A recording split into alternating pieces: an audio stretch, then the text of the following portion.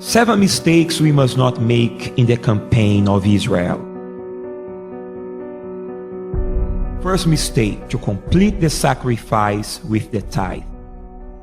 It is all God's already. The sacrifice is above the tithe.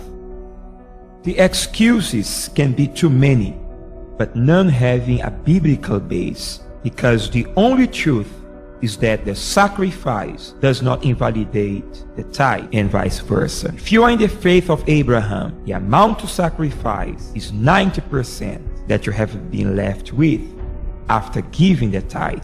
Abraham's faith, sacrifice equal to 90%. Tithe equal to 10%. Tithe means obedience. Sacrifice means supernatural faith.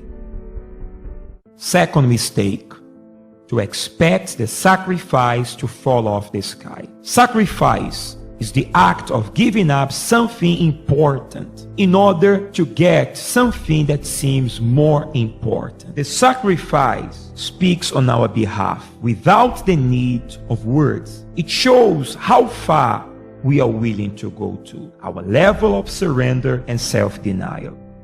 Then you take the risk, only counting on yourself alone. Sacrifice, it is the process where we find ourselves totally alone, having no help around us. Oh, my Father, if it is possible, let this cup pass from me. Nevertheless, not as I will, but as you will. Matthew 26, verse 39. Therefore, don't wait. Go out and generate your own sacrifice. Third mistake, to procrastinate. If you have chosen to listen to God's voice sincerely, nothing can detain you. Just like Solomon, after God asked him the sacrifice, he didn't waste time, but rather executed it.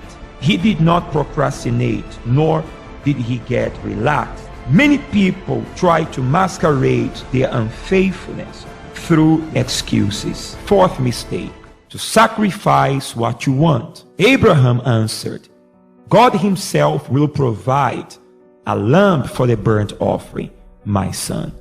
And the two of them went together. Fifth mistake, to listen to the heart. The heart obeys our own will. The sacrifice obeys the will of the supernatural faith. Therefore, the sacrifice and the heart are enemies of each other, and they are in a constant battle where there must be only one winner. If you choose to follow your heart, giving in to your own will, desires, and feelings, you will never make a perfect sacrifice to make you go through pain, deny yourself, and pour out all on the altar.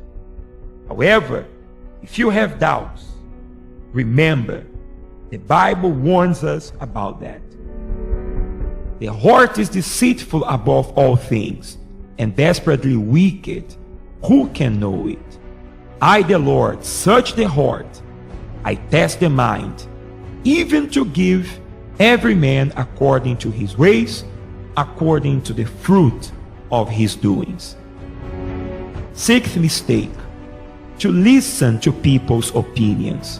When we accept other people's opinions regarding our actions of faith, we allow fear, doubt, cowardice, frustration, and deceit to contaminate us, turning us away from the right way. People's opinions is all about that, and they are never valid or more important than the Word of God. For what if some did not believe?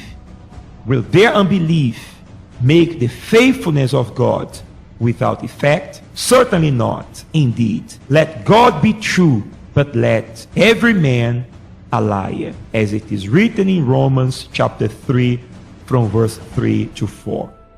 Seventh mistake, to be unfaithful. It is as though you were under the spotlights, having people who wish you to win, but vast majority wishing you to lose. So all Satan wants is that you lose and fail. That will in return be the result of your unfaithfulness towards the sacrifice Therefore, Satan gains power against you.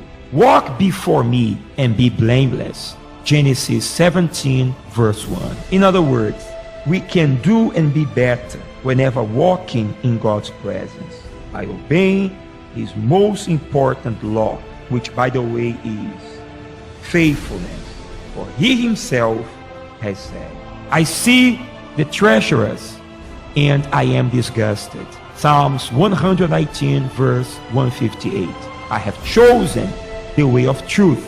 Your judgments I have laid before me. Psalms 119, verse 30.